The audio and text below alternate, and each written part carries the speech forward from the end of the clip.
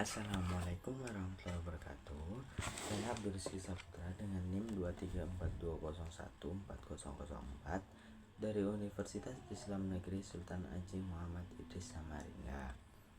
Saya di sini akan mempresentasikan tentang perkembangan kognitif teori Vygotsky. Pertama adalah teori perkembangan kognitif Vygotsky menekankan pentingnya interaksi sosial dan budaya dalam perkembangan kognitif anak-anak.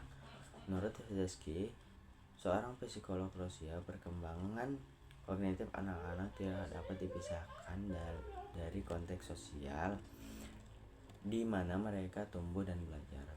Berikut adalah beberapa konsep utama dari teori Vygotsky beserta contohnya. Zona perkembangan proksimal. Zona perkembangan proksimal perbedaan antara yang dapat dicapai oleh seorang belajar secara mandiri dan apa yang dapat dicapai dengan bimbingan dan dorongan dari mitra yang lebih terampil. Zona ini dapat tempat instruksi yang peka harus ditujukan dan tempat pertumbuhan kognitif baru dapat dihadapkan terjadi.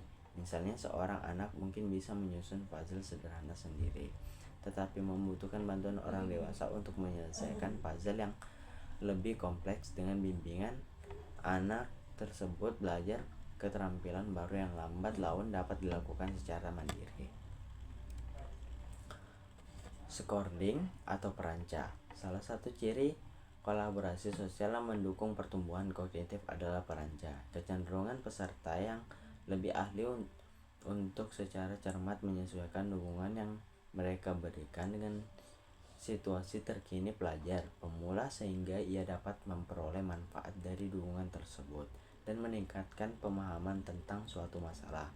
Perancah terjadi tidak hanya dalam lingkungan pendidikan formal, tetapi setiap orang yang lebih ahli menyesuaikan masukan untuk membimbing seorang anak ke tingkat yang mendekati batas kemampuannya. Konsep ini bertujuan pada dukungan sementara yang diberikan oleh orang dewasa atau teman sebaya untuk membantu anak mencapai tugas yang mereka tidak bisa lakukan sendiri. Sebagai contoh,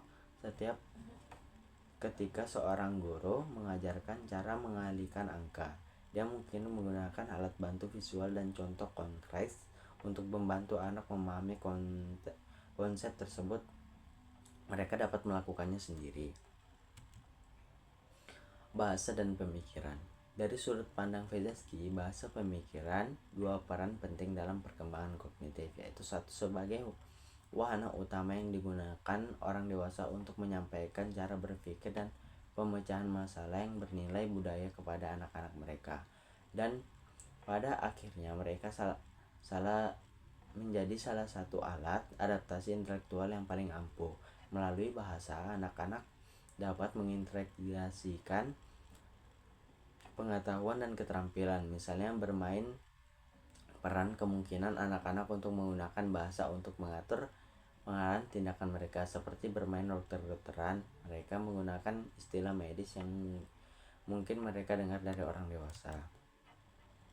Menurut Vygotsky, pikiran anak-anak berkembang saat mereka mengambil bagian dalam dialog kooperatif dengan mitra keterampilan pada tugas-tugas yang berada dalam zona perkembangan proksimal mereka, dan yang kedua, menggabungkan apa yang dikatakan tutor terampil kepada mereka ke dalam apa yang mereka katakan kepada diri mereka sendiri.